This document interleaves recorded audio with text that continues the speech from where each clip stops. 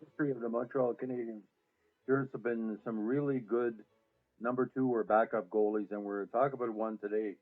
Now, when Brian Hayward eventually ended up with the Montreal Canadiens after a so-so start to his career with the Winnipeg Jets, a lot of people thought he was going to be a good fit for the Habs, and he sure was.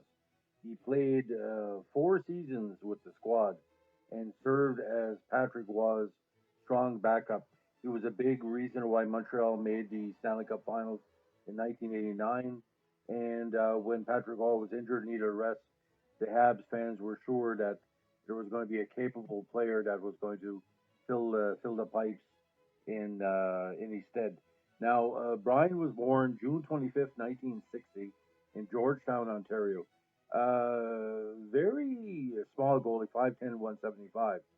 But he probably also ranks as one of the best undrafted players of the 1990s.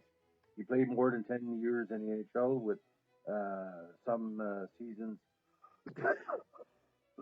in the minor leagues.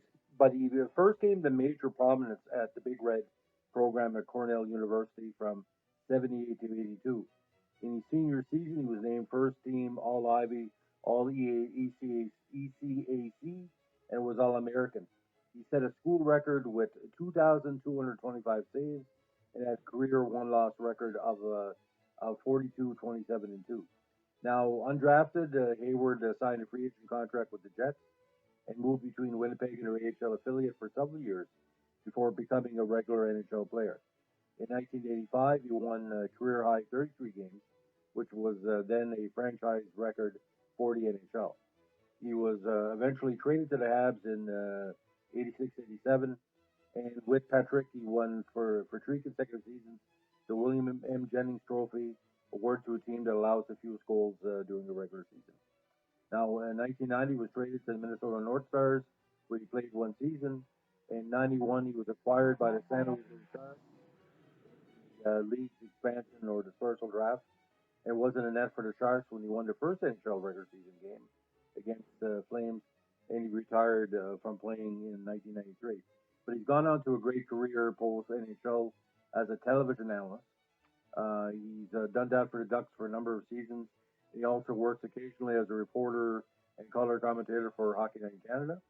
He has called games for, ladies and gentlemen, get this, ABC, NBC, ESPN, ESPN2, CBC, and NHL International. Now, while at ESPN, he served as color commentator for the 2004 World Cup of Hockey and as a roving reporter during the 98 Stanley Cup Finals, where he interviewed President Bill Clinton during a game in Washington. Now, while with NBC, he called games at the 2006 Winter Olympics in Torino, and he also co-hosts Ducks Live after each Ducks game.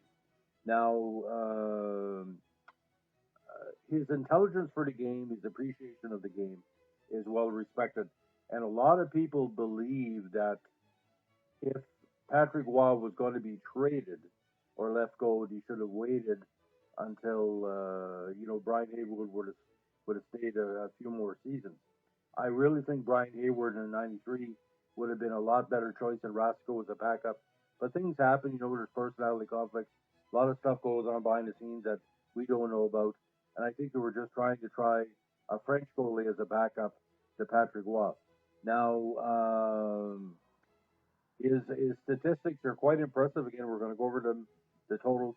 In the NHL, the regular season, he played 357 games, 143 wins, 156 losses, but it's kind of décevant because with Winnipeg and San Jose, it wasn't the best teams. And in the playoffs, he played 37 games, winning 11 and losing 18. Now, his big claim to fame, of course, was in the '87 playoffs, where he held Montreal in relation to the Final Four. When Patrick was out, he played a number of strong games that eventually led to Montreal getting to the semifinals against the Flyers, but unfortunately, Flyers that year with Hextall were a team destined to get to the final.